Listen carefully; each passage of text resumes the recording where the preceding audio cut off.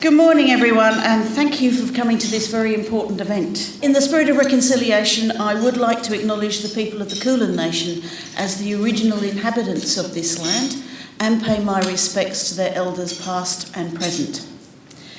I'd also like to acknowledge my fellow councillors, Councillor Judith Voce and Councillor Steve Hurd, the Honourable Josh Frydenberg, the Federal Member for Kooyong and Federal Assistant Treasurer, and Mr Tim Smith, the Member for Kew. And I'd also like to acknowledge the CEO of the City of Boroondara, Mr Phil Storer, who is here just sitting over there. Okay. I'd also like to acknowledge that we're very privileged today to have three principals of three of our schools here today, the principals of MLC, Camberwell Girls Grammar and Strathcona. We have quite a few organisations who have taken tables as well. So I'd like to acknowledge MLC of taking a table, the Camberwell Traders, the Glenferrie Traders and Guide Dogs Victoria as well as taking a table. It goes without saying that the business community is a large and essential part of our community. Council acknowledges that a successful business community is vital to Boroondara's success. You provide goods and services. You provide wealth. You sponsor community and sporting organisations. You provide business to others, employment and security to the people of Boroondara.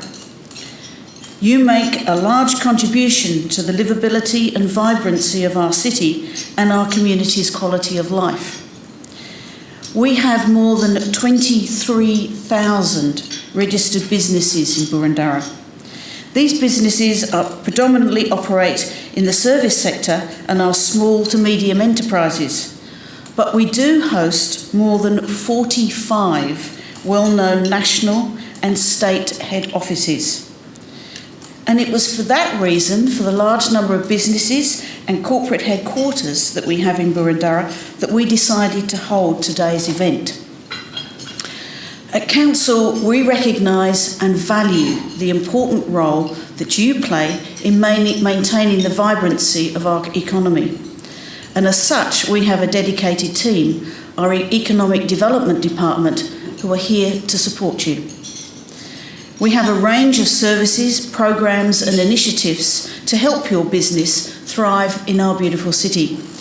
Council plays a significant role in a special rate scheme for traders associations, and we currently support 8 special rate schemes across Boroondara, raising $1.4 million per annum to assist with marketing and business development for more than 2,300 businesses. Money raised by Council through a levy on properties is used for commercial purposes in shopping centres. Schemes are usually prepared and facilitated by Council at the request of the respective business or traders associations. That aside, Council does much more to support and benefit businesses in Boroondara with programs and initiatives such as Business Boroondara, business events and training, business mentoring, buy local initiatives including the Boroondara Life website, the Boroondara Pocket Book, and Who's Your Customer, which is a business resource. And as well, we have the Christmas in Boroondara program and tourism and visitor promotions. I'd encourage you to jump online and have a look at Council's website and take a look at the very many business links and resources which are available. You also have the option to subscribe to our newsletters and to keep up to date with business news and events. BoroondaraLife.com.au is popular and becoming even more popular as an online hub for businesses and residents alike. So, as you can see, we are well and truly focused on business in the city. We recognise the valuable contribution that business is making to Boroondara, and it really is the lifeblood of our economy and vital to our community. Council is here to support you through all the stages of your business journey by providing opportunities, such as this one today, to get the most out of your business venture in Boroondara. And with this, I would now like to introduce the Federal Member for Kooyong, the Federal Assistant Treasurer and long-standing Boroondara resident, the Honourable Josh Frydenberg, we are extremely grateful could join us today to speak on the challenges and opportunities facing the Australian community economy and what it means to your business. And I'm really grateful that Josh could manage to come today because, as you might hear, Josh is a little bit under the weather, which sounds a little bit like our cricket team at the moment. But please welcome Josh.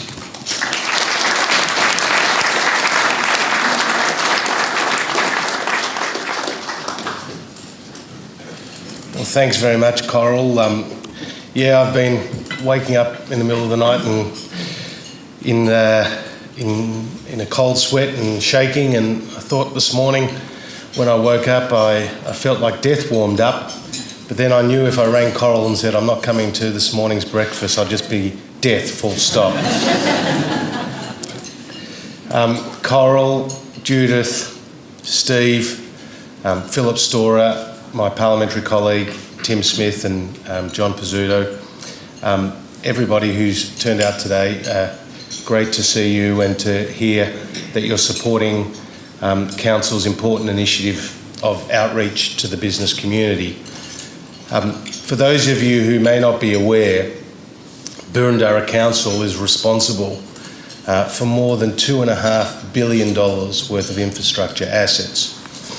And as I was reading Coral and Philip's note ahead of the budget for 2015-16, their public note, which indicated the amount that they were spending on libraries and sporting facilities, community facilities, I saw, Coral, that you said you were going to pay back all your debt by 2026-27. And I thought to myself, if only our political leaders could be so responsible.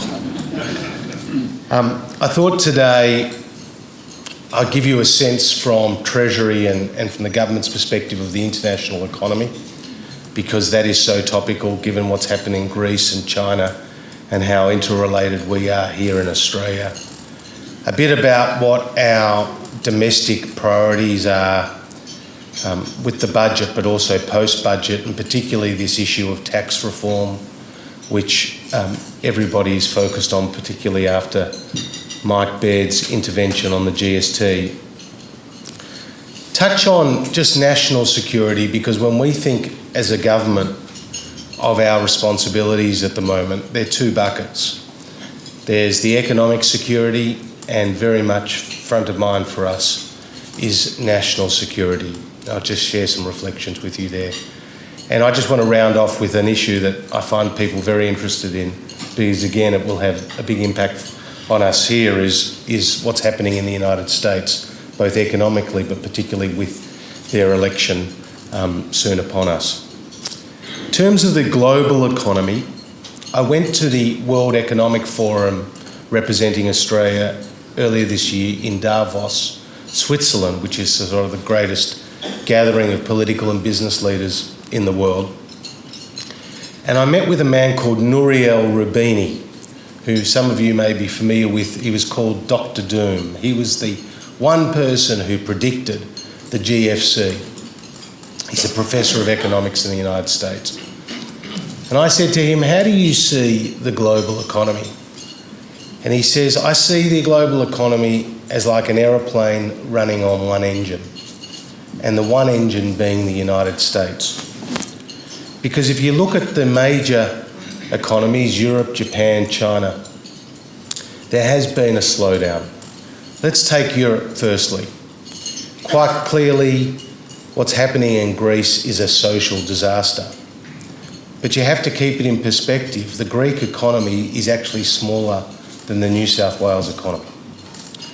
So the knock-on effect to Spain, Portugal and Italy, which are other bigger economies in Europe that have major debt problems, has not been as bad as some people thought.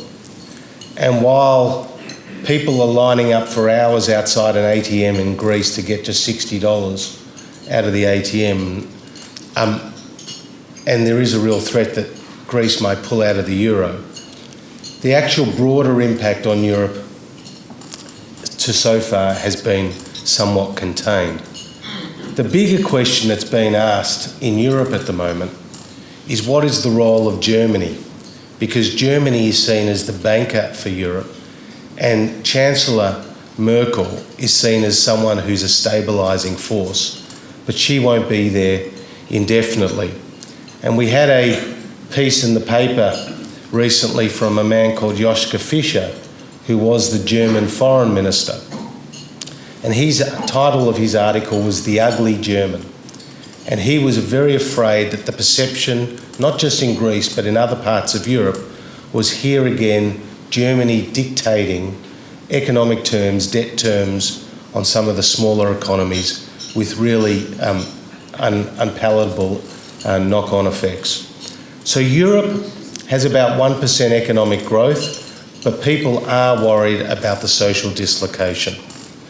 Japan also has about 1% economic growth, and they are seeing the benefits of a lower yen and lower oil prices, but again, Japan is pretty much stagnant.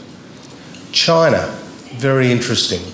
China has gone from 10, 11, 12% economic growth to just 7%. And we've seen a major drop in their stock markets in recent weeks. In fact, their stock market has dropped 30% in the last 4 weeks. But again, to put that in perspective, China's stock market has gone up 90% in the last year. So therefore, while there has been a lot of heat in the Chinese stock market, this sort of correction is again seen as something just bringing it back to where it was on a normal basis. But Australia's number one trading partner is China. We have $160 billion worth of two-way trade with China. And China is the number one trading partner for 130 countries in the world. So if China catches a cold, the rest of the world feels the effects. And so we are closely watching China, and it has to be said, we have been worried about the impact it has on our commodity prices. Our number one export is obviously iron ore. And when we came to government in 2013, the price of iron ore per tonne was $130. Today it's under $50 a tonne. For every $10 a tonne it falls, that's $10 billion in revenue that we as a government lose. So it's extremely significant what happens in China, particularly for us in terms of commodity prices. And then you get to the United States. The United States is expected to have economic growth at an annualised level at about 3.25%. This is very strong. And they've had labour market flexibility, which has helped them trade through their problems. We are looking to the United States as a close economic partner and investment partner, and we think that the fact that the United States economy is strong, we'll likely to see an increase in interest rates in the United States, and an increase in interest rates in the United States will mean that our dollar will weaken further. And so that has an interesting effect for us back home in Australia. So that's the global economy. In Australia, things aren't that bad. In fact, in the March quarter, our economic growth was 0.9%, which was the highest among any of the G7 countries, among any of the leading 7 economies in the world. We've seen building approvals up 16% over the last year, and we've seen strong retail sales and strong consumer confidence. When we were putting together this year's budget, and clearly after the mistakes of last year's budget, we were very conscious that we wanted to go back to basics. And the basics for us were small business and for families. So what you saw on small business was the tax cut, the 1.5% tax cut for incorporated small businesses, and a 5% tax discount up to $1,000 for unincorporated small businesses with a turnover of under $2 million. Now this covers more than 2 million small businesses, which represents 96% of all businesses out there in the economy. And the other big announcement was, of course, the accelerated depreciation allowance up to $20,000, which would allow businesses to write off straight away the costs of buying a new refrigerator for their cafe, some new furniture for their restaurant, buying a new car for their takeaway business, whatever the case may be. The response to that small business package was extremely positive, and we're starting to see the knock-on effects in the economy. One of the other aspects of the budget around jobs and small business is our programs to target young people who are neither in employment nor in work. Our unemployment rate in Australia is just about above 6%, but our youth unemployment rate is closer to 14%. If you go to parts of Queensland, let's say Caboolture, youth unemployment can be 21%. If you go to parts of Tasmania or Adelaide, youth unemployment can be 22%. These are young people who are neither in work nor in employment, who can be stuck on a dole queue for 5, 6, 10 years for 10 years. And the social ramifications for that are extremely significant. So we said, rather than having some highfalutin skills program, let's go to those organisations who have the closest relationship with some of those communities and kids, like the Brotherhood of St Lawrence, and we ploughed $200 million into a program which will allow the Brotherhood of St Lawrence to skill up these young kids to get in front of an employer, whether it's helping them prepare a CV, whether it's preparing them with other skills and training, and basically to enable them to get in front of an employer. We've also come up with a program where young people can be employed for work experience for 25 hours a week for 4 weeks, and where the employer will receive a grant from the government. We've also tried to target people who are over the age of 50 who are on the unemployment queue, because today, if you're 50, we hope you're going to work for another 15 to 20 years. And so we've come up with a program called Restart, where the government will pay $10,000 to an employer who takes somebody from a dole queue who's over the age of 50.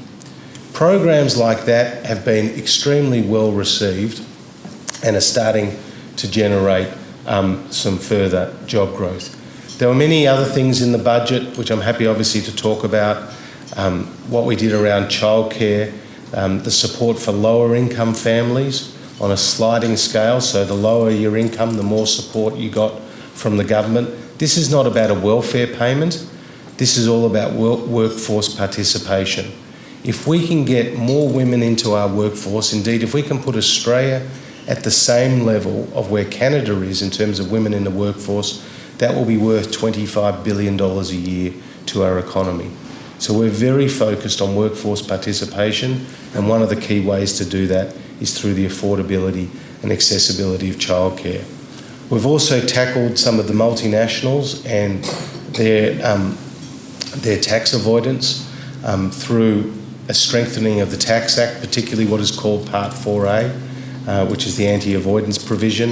We've applied the GST to the importation into Australia of intangibles, the so-called Netflix tax. And as you would have seen recently, we've reached an agreement with the state premiers to reduce the threshold from $1,000 to which the GST will apply for the purchase online from overseas of goods. Because currently, if I go and buy a watch here in Glenferrie Road for $250, I pay the GST. But if I buy the same Seiko watch from Hong Kong, which is delivered in 2 days' time, I don't pay the GST. And from our perspective, and I've been quite vocal on this, the GST was never meant to be voluntary. It was meant to be a level playing field. And I think the small businesses, probably many that are represented in this room, have been hurt by the proliferation and the strong growth in online sales, particularly for goods from overseas. So we believe by bringing that threshold from $1,000 down, and it may be $20, it may be $0, we've yet to work that out, we think we'll be supporting small businesses and communities by ensuring that at least the GST equivalent is applied to those overseas sales. On the issue of tax reform, just briefly, clearly this country is long overdue for tax reform. It might surprise you to understand that in Australia we have 125 taxes, but just 10 taxes produce 90% of the revenue. We have 115 taxes producing just 10% of the revenue. Clearly we're overtaxed. 70% of all our federal government revenue comes from just two taxes, income tax and company tax. It's pretty much where the economy was in the 1950s. If you consider that 800,000 companies are paying company tax today, there is just 12 companies that are responsible for 1/3 of that total company tax take. Just 12 companies are responsible for 1/3 of our total company tax take. And what worries us as a government is what happens if one of those companies was to fall over, to go offshore, to merge, what would be the impact on our revenue? Likewise with income tax. The highest income tax rate in Australia is 47 cents in the dollar. 49 cents if you include the temporary deficit levy, which will be coming off shortly. 47 cents in the dollar in Australia compares to 33 cents in the dollar as the top rate in New Zealand. Now, New Zealand doesn't have a tax-free threshold, which we have in Australia, but that differential is very significant for companies or individuals that are looking to setting up businesses. Our company tax rate, other than for small businesses, at 30 cents in a dollar, compares to 20 cents in the dollar in the United Kingdom, or 17 cents in the dollar in Singapore. Our GST at just 10% is half of the average in the OECD, and because it doesn't cover food, education, financial services, it covers less than 50% of our total expenditure. Now, I'm not saying that it should cover those things, but we just have to understand that our GST covers less than 50% of our consumption and is half the rate in comparable developed economies. So these are some of the issues that we are thinking through as a government, and the fact that Mike Baird has kick-started the debate, and he is a very reputable Premier. New South Wales is 1/3 of the Australian economy, and he's kick-started the debate about increasing the GST. Let the states lead that debate. They're the beneficiaries. They get all the money from the GST. But at least we're starting to have a mature debate about tax reform. Just briefly, two other issues I wanted to touch upon. Coral, can I have a glass of water too, please? On the issue of national security, we've had to plough billions of dollars of extra taxpayers' funds into national security. And we're not doing this for some political motivation. We're not doing this because we're overreacting to a global phenomenon. We're doing it because the best advice of our intelligence and security agencies are telling us that Australia is facing a very significant threat. ASIO today are conducting 400 high-priority terrorism-related investigations in Australia. We've had 120 Australians go over to Syria and Iraq, and already more than 20 have been killed, 3 of whom have been suicide bombers. We have another 150 Australians here who are supplying those people overseas in Syria and Iraq either with funds or are helping in recruitment. This is a very significant problem, and the reason why it's such a significant problem is not just because of the damage they do overseas, it's more because of the damage that they can do back here in Australia. Afghanistan was the global headquarters for terrorism. What the victims of the 9/11 bombings, the Marriott Hotel bombings, the Madrid bombings, the London bus bombings, what they all had in common was that the perpetrators of those crimes had links back to Afghanistan. 30 Australians went to fight in Afghanistan. Of those 30 Australians who went to fight in Afghanistan, 25 came back to Australia, and of those 25 who came back to Australia, 19 tried to commit terrorist attacks here in Australia after coming back from Afghanistan, and 8 are sitting in Australian jails right now. Now, that's from 30 Australians who went to Afghanistan, and I've just told you that 120 have gone back to Syria and Iraq. That's why we, as a government, are very focused on this issue, and that's why we'll continue to put further investment in there. And just finally, on the US election, what happens in America will have a major impact on the global economy and global security. People ask me, does Hillary Clinton have a lock on the US presidency? And I say, no, she doesn't have a lock on the US presidency, but she probably has a lock on the Democrat nomination. If she wins the Democrat nomination, it could be one of 15 or 16 candidates who are the Republican contenders. And while many people have got excited about the name Donald Trump, I doubt that he will actually win the nomination. But one of the key determinants of what happens in the US presidential election will be what happens with the Hispanic community. The number one community in size in California is no longer the white population, it's the Hispanic population. In Texas, 42% of Texas will be Hispanic by 2020.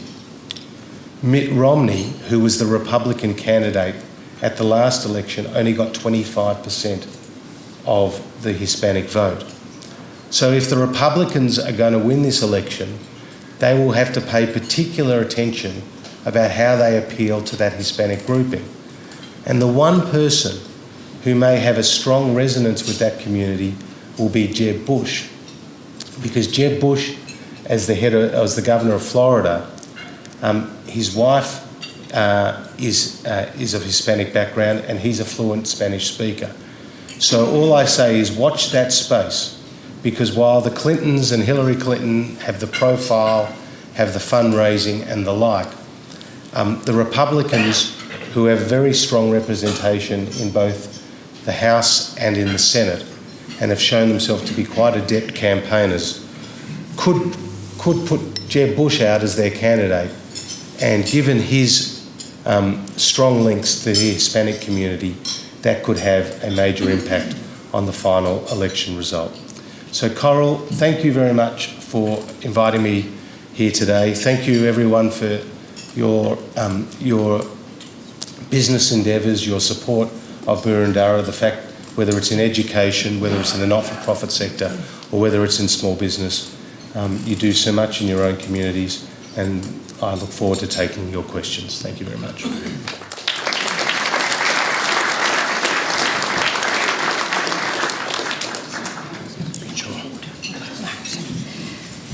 Thank you very much, Josh. And before we do the Q&A, I thought that was a remarkable analysis of 3 major areas, the global economy, our tax reform, and also, as part of that, of course, the US economy and how it's going to affect us, and the national security and the economic impact on us. So there's a lot of thought there for you to consider and to perhaps ask questions that relate to either what Josh has just mentioned, or you may have something of a different nature you would like to engage with him.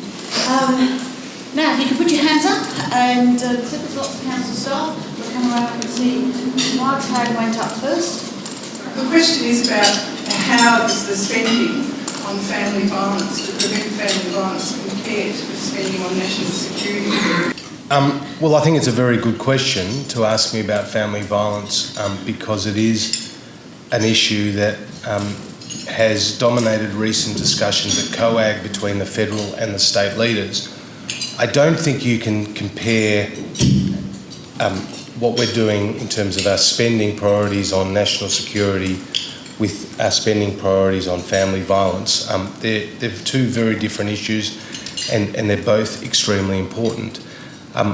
what Tony Abbott has done is for the first time made domestic violence a standing issue at the COAG, and we have announced about a $30 million campaign to build awareness in the community about family violence and the threat and the damage that it does. Rosie Batty and Ken Lay, the former head of police here in Victoria, have been tasked by the federal government to do further work, community consultations, and advise government. And there will soon be another major announcement of significant funding for more projects. We're working both at a unilateral level federally, but also at a coordinated level with the states to tackle this issue.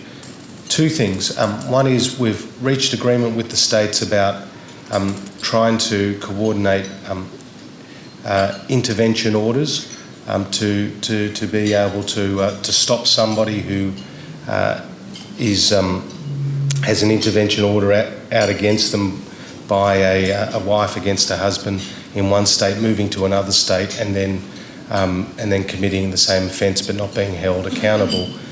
We've tried to get a federal approach to that. And then the other thing is we did a survey recently which found that 25% of men still found it was accessible to use controlling or forceful conduct against a female as a sign of their own strength and manhood. And we've used the results from that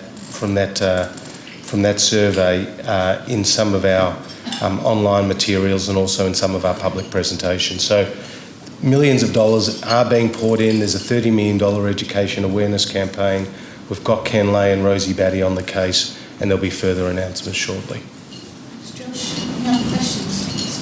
Just before you talking of Rosie Batty, just to let you know that Rosie Batty is the keynote speaker at the Boroondara White Ribbon event, which will be held on the 30th of October at Swindon.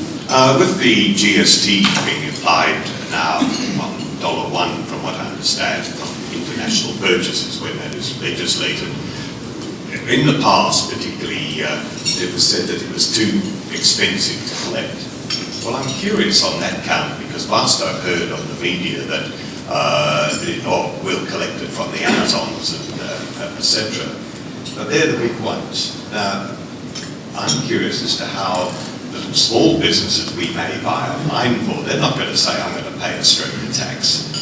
Are we then faced with the cost of individually the post coming in to literally collect it, and that is uneconomical? Well, firstly, we haven't decided what the threshold will be, other than to get in principle agreement that it will be less than $1,000. We have to understand that Australia is an outlier at $1,000. So the current threshold in the United Kingdom is £15, and in Canada it's 20 Canadian dollars. And the United States, they apply their sales taxes or their VAT equivalents on every online overseas purchase. Now, what often they use is that vendor collection model which you refer to, which is to make it a part of that initial transaction where the company that you are buying from actually registers effectively for the GST and will remit that to the federal government. Now, of course, you're right to say you can't check every parcel. So you would have to look at some sort of system which may involve spot checks or the like to try to get some integrity to the system.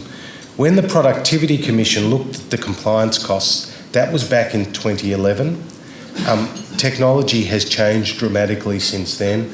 Other countries have moved ahead, and given the massive explosion in online overseas sales, the status quo is clearly not an option for us.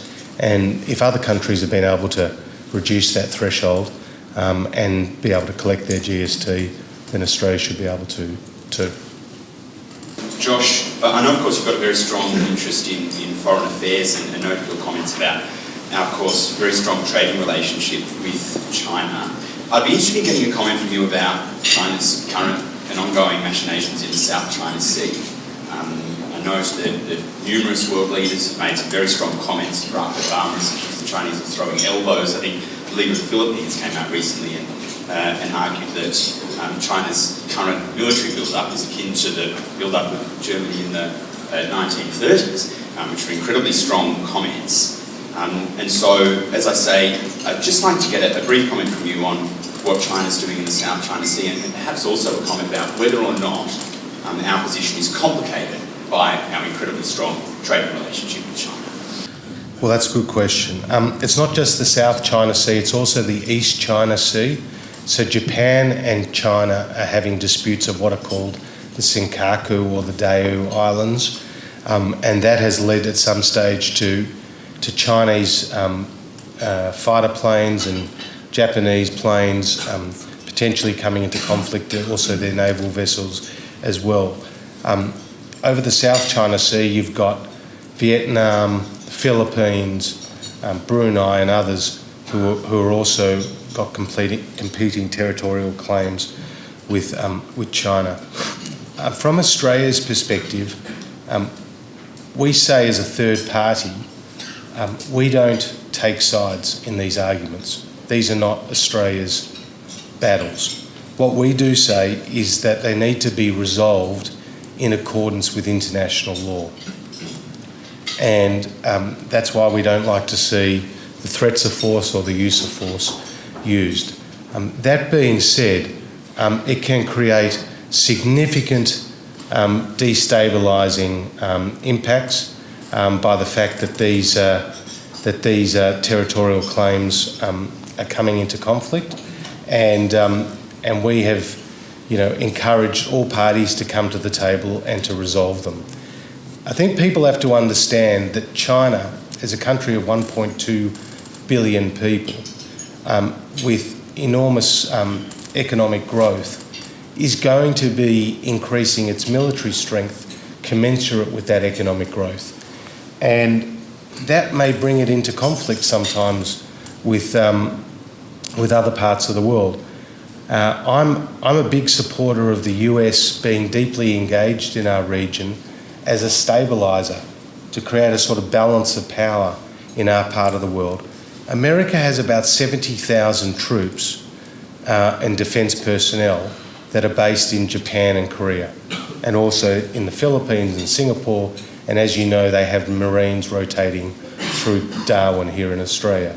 I welcome that because that helps stabilise our region, and not pointing particularly at China or any other particular country, but other than to say having a good ally in the United States with their military strength present in our region acts as a stabiliser. So I do look at the East China Sea and the South China Sea, and I do get worried sometimes about the hotness of those disputes, particularly as those are important sea lanes of communication where so much of the world trade goes through.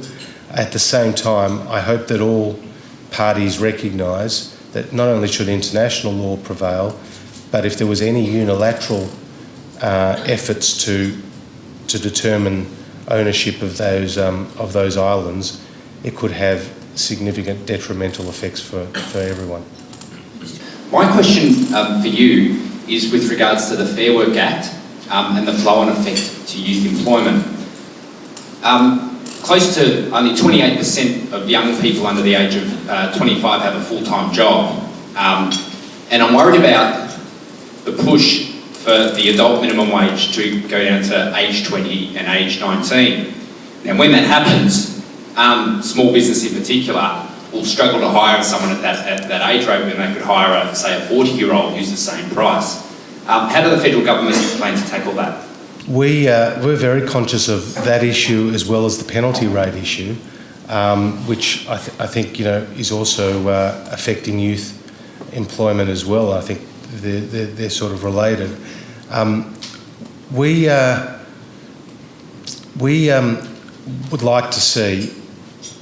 would like to see more young people employed and more businesses able to employ them, rather than being disincentivised to do so by the higher rates that they have to pay. So we sort of take quite a pragmatic approach to this. That push wouldn't be coming from the federal government that you're referring to. We've got a broader review of the Fair Work Act that is underway by the Productivity Commission, and that's got over 20 different issues that are being looked at, including penalty rates. Now, these are political hot potatoes, because if you say I'm tackling penalty rates, people say, oh, well, suddenly you're taking away money from me. But the amount of businesses I encounter who say they now close on public holidays, they won't open on a Sunday, not because they can't, legally of course they can, it's just that the costs of doing business on those days are so prohibitive.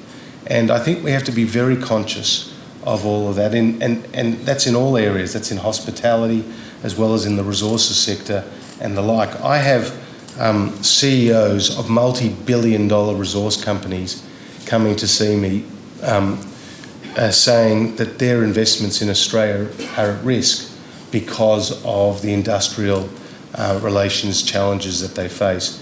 Martin Ferguson, who was a minister in the Rudd and the Gillard governments, and one of the saner voices on the other side, he said, and he was a union leader himself, he said the union leaders have to be very careful that they drive up wages and penalty rates and everything else to such an extent that they might be putting money in their pockets today, but they will be denying the next generation of union members a job by pricing Australia out of the market. And we have to understand that companies are not sentimental. They can set up in many other parts of the world. We're not the only country in the world that makes coal or produces coal or iron ore or gas. We're not the only country in the world with good agriculture facilities. We're not the only country in the world with a skilled population. Unless we have a competitive and attractive tax and wage settings, we will lose business to other parts of the world.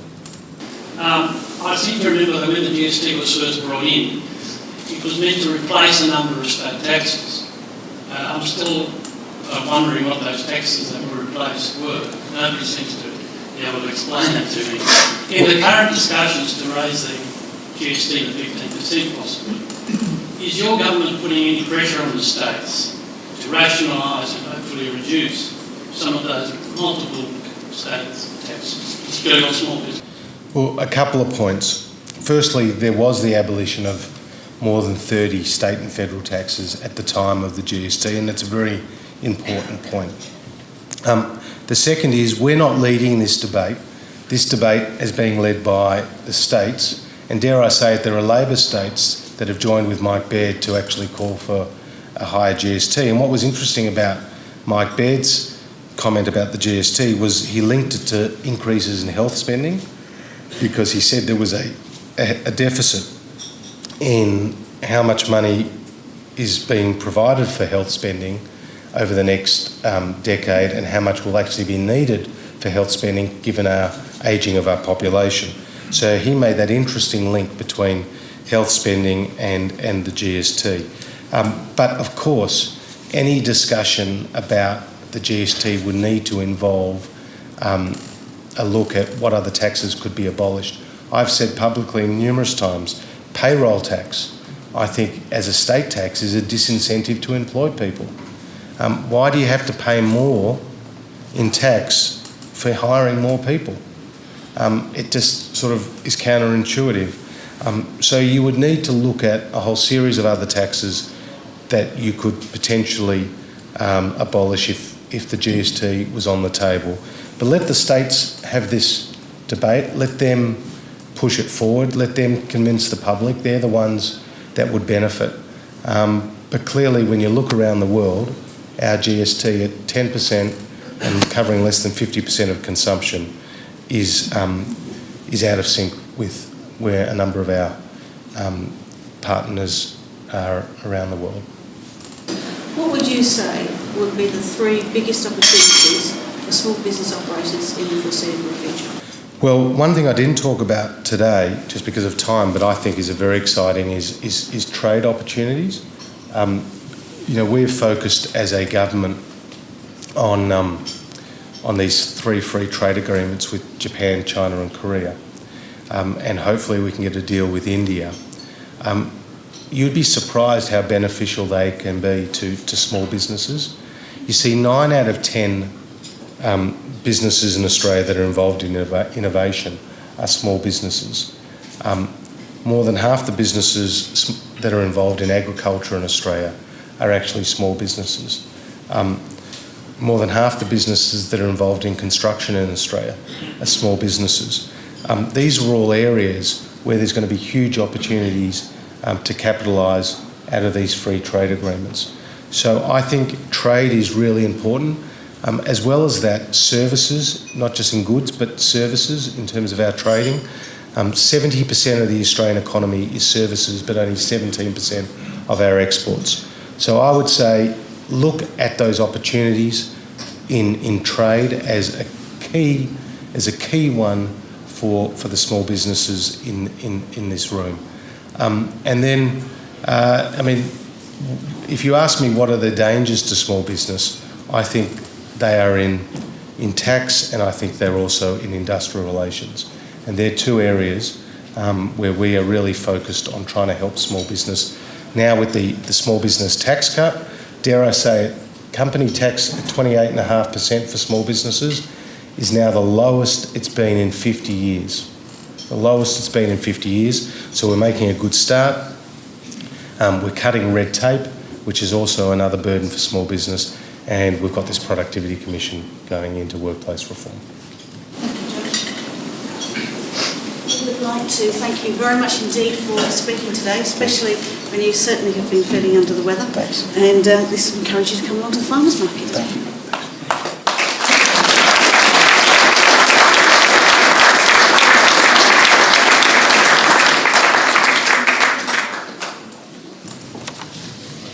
Thank you again, Josh, and also to our Mayor Coral Ross. Now, there are some gifts that I'll tell you about in a moment, but I'd like to do a little free ad for our Economic Development Department here, who have organised this breakfast this morning, this very intimate breakfast with 120 attendees.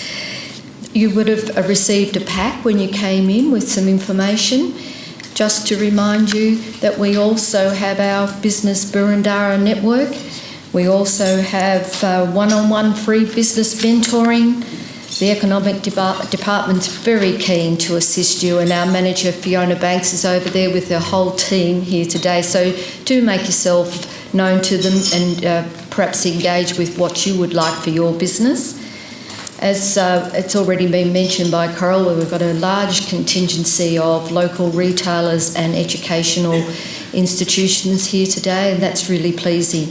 As you're aware, we're known as the capital of education in Australia, not just Victoria, in Australia, so there's a lot of good business to be done there. We have, as I said, free monthly networking business opportunities, and our online work, we have workshops and seminars and over 75 activities per year. So do please take the opportunity to engage with council as a whole with all levels of what we can do for you and how we can help you prosper in your individual businesses. So thank you again for attending on what was a cold July morning, but as I said, it's going to be our best day for the rest of the week.